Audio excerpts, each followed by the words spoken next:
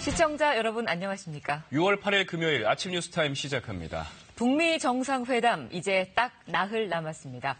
트럼프 미국 대통령이 이 회담에서 종전선언 합의에 서명할 수도 있다고 밝혔습니다. 워싱턴에서 열린 미일 정상회담 후 공동기자회견에서 이렇게 말했는데요.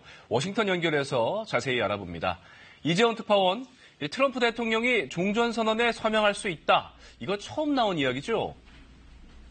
그렇습니다. 트럼프 대통령은 지금까지 북미 정상회담을 하더라도 어떤 문서에 서명하진 않을 거라고 얘기해 왔었는데요. 종전선언 합의문에 서명할 수도 있다는 얘기를 한 건 이번이 처음입니다. 트럼프 대통령은 12일 북미 정상회담에서 종전선언 합의문에 서명하느냐는 기자 질문에 그럴 수 있다고 답했습니다. 그리고 그것은 첫 단계, 시작이 될 것이라고 말했습니다. 북한과도 또 다른 많은 사람들과도 종전선언 문제를 논의하고 있다고 밝혔습니다. 네, 북미 관계 정상화에 대해서도 기대감을 나타냈다고요?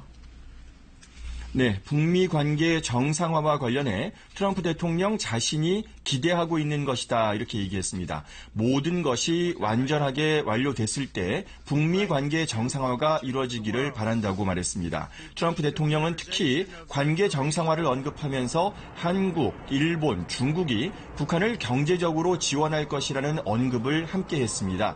문재인 대통령과 아베 총리가 북한이 비핵화하면 경제적으로 엄청난 지원을 하겠다고 자신에게 강하게 말했다고 했고 중국도 매우 좋은 일이 일어나기를 보고 싶어 한다고 얘기했습니다.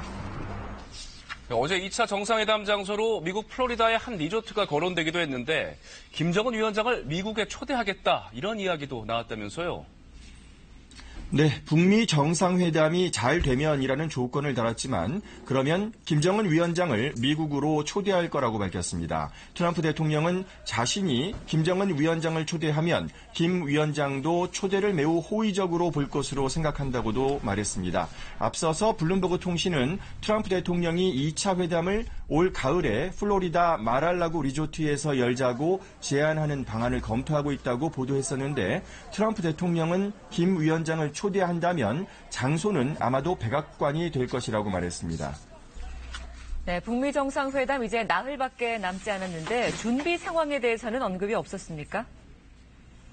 트럼프 대통령은 모든 준비가 완료됐다 하면서 단순한 사진 촬영용 행사가 되지는 않을 것이라고 강조했습니다. 북한이 비핵화하지 않으면 용납할 수 없다고 했고 정상회담이 잘 안 되면 걸어 나올 준비가 돼 있다는 말도 했습니다. 싱가포르 체류 기간에 대해선 하루, 이틀 또는 사흘 회담 진행 상황에 달렸다고 했습니다.